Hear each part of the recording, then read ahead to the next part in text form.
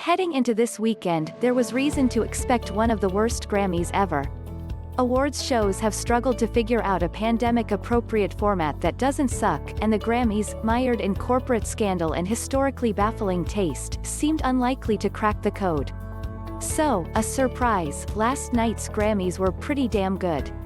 By actually focusing on music instead of the Grammys themselves, the Recording Academy successfully put on a show that felt relevant and fun to watch.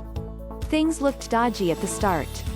Instead of happening inside the Staples Center, the show overlooked it from across the street, splitting the program into an awards area on a rooftop, which had a country club luncheon vibe, and an indoor multi-stage that resembled the setup of Later, with Jools Holland. As host, Trevor Noah's job was less about telling good jokes and more about ferrying the viewer back and forth between the two venues with as little awkwardness as possible. This proved an inspired way to do things. The heart of the Grammys this year was the stacked slate of performances.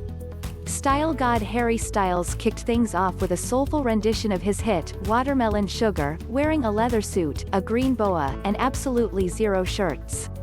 He passed it off to Billie Eilish and HAIM, and it appeared that the show would use a similar round-robin format for the rest of the night, but the performances steadily grew more elaborate as the night went on. Taylor Swift went all in on her cottage-core aesthetic, singing a medley of her 2020 songs in a makeshift forest wonderland. Brandy Carlile sang a moving tribute to the late John Prine. Lil Baby performed The Bigger Picture in a staged scene of police brutality, walking up to a wall of police officers with riot shields, but instead of handing them a Pepsi, he walked right past them and climbed on top of a cop car against a backdrop of fireworks. But the highlight of the night was hands down the first televised performance of the seemingly un-televisable WAP.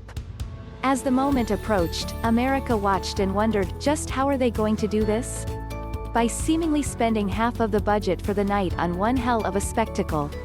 After Megan Thee Stallion ran through an impressive jazz-age inflected performance of her hits, Body and Savage, Cardi took the stage, where a giant platform stiletto materialized in a matter of minutes, complete with a dancer rolling around in a pile of cash inside. Megan joined her later to roll around on top of a massive bed. The whole enterprise captured the best part of WAP, it's incredibly sexy, but also incredibly fun. Watch it again and note the pure, unfiltered joy on Post Malone's face when Cardi approaches the heel of the aforementioned giant stiletto, which doubled as a stripper pole. We are all Post Malone. The awards were, blissfully, more of an afterthought.